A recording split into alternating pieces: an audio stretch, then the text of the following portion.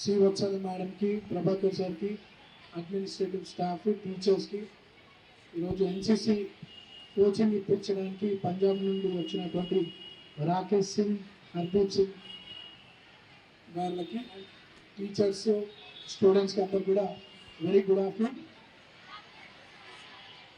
అలర్ట్గానే ఉన్నారా? ఎండలో కూర్చున్నారంతా. సరే, ఈరోజు మనం ఈ యొక్క కార్యక్రమం ఎందుకు జరుపుకుంటున్నాం తెలుసా? ఎందుకు? ఫాతిమా షేక్ గారి పుట్టినరోజు వేడుకల్ని మనం ఈరోజు ఇంత ఘనంగా జరుపుకుంటున్నాం. ఎందుకో తెలుసా? ఈరోజు ఈ ఆడపిల్లలందరూ చదువుకుంటున్నారంటే ఆ రోజు వాళ్ళు పడ్డటువంటి కష్టం, కృషి. సావిత్రిబాయి, జ్యోతిరావు పులే గారు, సావిత్రిబాయి పులే గారు వాళ్ళు పడ్డ కష్టానికి ఈరోజు విద్య అనేది మన పిల్లలు చదువుకుంటూ ఉన్నారు. ఒకప్పుడు దాదాపు 1840s 1850sలో విద్య అనేది కొన్ని వర్గాలకు మాత్రమే ఉండేది.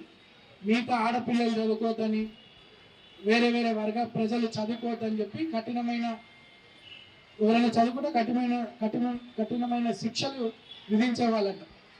ఎవరైనా పేదవాళ్ళు, వర్గినటువంటి వాళ్ళు సీక్రెట్గా చదువుకున్నట్టు తెలిసినా ఆనాటి పెద్దలు వాళ్ళకి చాలా సివియర్ పనిష్మెంట్ ఇచ్చేదంట.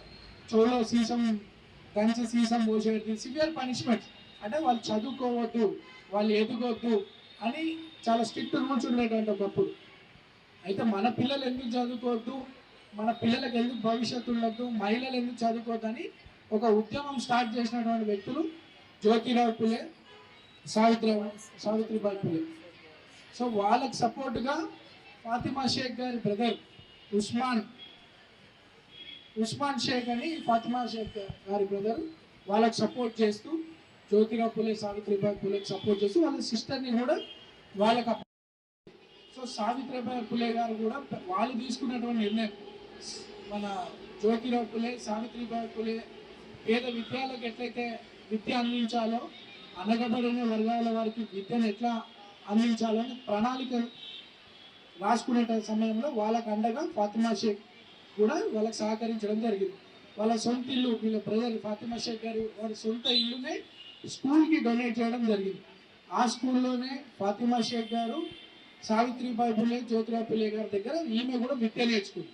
సో ఈ విద్య మనకే కాదు 10 మందికి విద్య అందాలి, 10 మంది భవిష్యత్తు బాగుండాలని చెప్పి ఆనాటి మహిళలకు కూడా మొట్టమొదటిసారిగా మహిళా పాఠశాలలు కూడా స్టార్ట్ చేసింది సావిత్రిబాయి పులే. ఆమెకు అండగా టీచర్గా షేక్ ఫాతిమా గారు కూడా ఉన్నారు. సో వాళ్ళు పడ్డటువంటి కృషి, కష్టం ఎంతో ఉంది. వాళ్ళు ఆ రోజు పడ్డటువంటి కష్టాలకి ఈరోజు మన పిల్లలందరూ కూడా చదువుకుంటున్నారు. మహిళలందరూ కూడా చదువుకొని విద్యావంతులై ఉన్నత స్థాయిలో వెళ్తున్నారు. ఎగ్జాంపుల్, ఇక్కడ మీ టీచర్స్గా 10 మంది విద్య అందిస్తున్నారు, ప్రిన్సిపల్ అవుతున్నారు, పోలీస్ ఆఫీసర్స్ అవుతున్నారు, group 1 officers, civil servants, politicians అందరూ కూడా అవుతున్నారు ఈరోజు మహిళలు. అంటే ఆ రోజు వాళ్ళకి పడ్డటువంటి కష్టం, కృషి అని చెప్పి తెలియజేస్తూ వాళ్ళని గుర్తించుకొని వాళ్ళని మర్చిపోకుండా ప్రతి సంవత్సరం వాళ్ళ జ్ఞాపకార్థంగా మనం వాళ్ళ పుట్టినరోజు, జయంతులు జరుపుకోవడం ఎంతో సంతోషమైనటువంటి విషయం. ఈరోజు మరి గవర్నమెంట్ పాఠశాలలో ఫాతిమా షేక్ గారిని గుర్తించుకుంటూ ఆమె చేసినటువంటి త్యాగాలను గుర్తిస్తూ మనం ఈ చక్కటి బర్త్డే సెలబ్రేషన్ చేసుకోవడం ఎంతో మంచి విషయం, గొప్ప విషయం. మీరు కూడా భవిష్యత్తులో ఒక గొప్ప పేరు సంపాదించుకునే విధంగా ఎదగాలంటే విద్య అనేది చాలా ఇంపార్టెంట్. ఆ రోజులలో కొంతమందికి విద్య హక్కు ఉండేది. అందరికీ అందరూ సమానము, అందరిలో సమానత్వం కావాలి, అందరికీ విద్యా హక్కు రావాలని వాళ్ళు పోరాటం చేసినారు. అందుకే ఈరోజు మనం చదువుకుంటాం. ఈరోజు విద్య అందరి హక్కుగా మారింది. మీ అందరి హక్కు చదువు. మీ పేరెంట్స్ ఎంతో కష్టపడి చదివిస్తూ ఉన్నారు. ఆ రోజులలో చదువుకోవడమే కష్టం ఉన్నటువంటి పరిస్థితి. చదువుకుంటున్నారు. మీకు మంచి భవిష్యత్తు కావాలంటే మీ అందరికీ మంచి విద్య ఉండాలా, అందరికీ బాగా చదువుకొని మంచి టీచర్స్ ఉన్నారు, మంచి ఎదగాల, మంచి ఫ్యూచర్ ఉండాలని I wish you all the best.